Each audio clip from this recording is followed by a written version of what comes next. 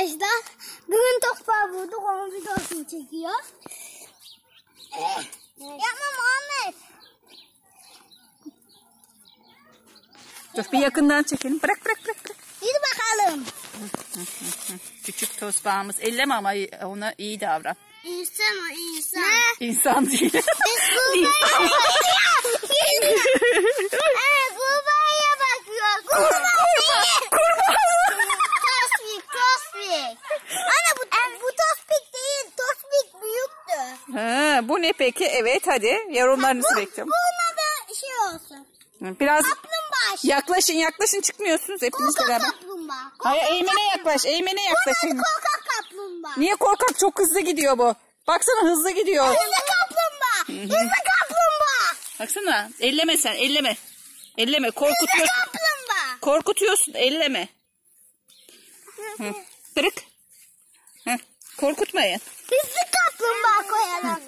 Anne hızlı kaplumbağa. Hızlı kaplumbağa. Tamam. Ama bu... Lan kesin gidiyor. Evet gidiyor. Çok hızlı gidiyor. Hızlı kaplumbağa. Dur. Dur.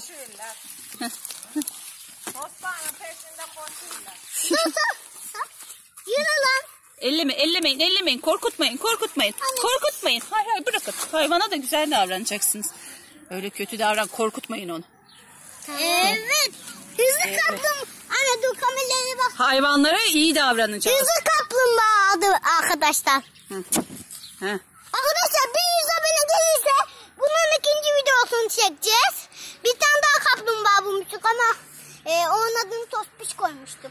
Ama biz büyük kaplumbağa bulmuştuk ha. Yürü. Tamam. Arkadaşlar bu videolarında anlayacağınız konu ne? Tabii ki de hayvanla iyi davranın. Evet. Evet itmeyin arkasından lütfen.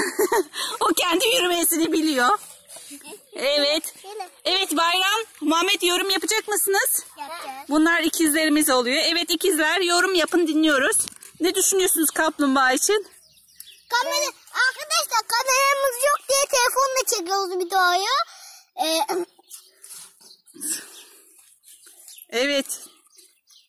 Evet yorum ne diyorsunuz kaplumbağa için? Kaplumbağa ne yapıyorsun? Evet küçücük bir kaplumbağamız var. Evet arkadaşlar. Çok tatlı şirin ve bayağı da hızlı. Evet. Lan hızlı kaplumbağa. Hızlı kaplumbağa ne yapıyorsun? Geliyor Muhammed sana geliyor. Evet rahat bırakın ellemeyin korkutmayın. Bir kaldır sana şunu. Bir kaldır bak geriye koyacağız. Evet. Geriye kaldır bak geriye koyacağız. Evet hayvanları sevmeliyiz değil mi Muhammed? Bak koy şunu. Nereye gidiyorsun? Ama oyuncak değil öyle itme. Hayır. Bak. Gözüm. Bak. Tamam. Muhammed korkuyor. Evet hayvanları seveceğiz, besleyeceğiz değil mi? Anne. Onlar Allah'ın bize dilsiz emanetleri. Hayır anne. Onların dili yok. O yüzden onları korumamız lazım. Tamam mı çocuklar? Bana gelecek. Evet. Son bir şeyler söyleyin kapatıyorum. Hayır kapatma. Heh. Kaplumbağanın başını göster. Ne? Çiçek kokluyor arkadaşlar bakın. Şöyle. Tamam bırak. Hayvanlar. Tamam kapat. Arkadaşlar bay bay.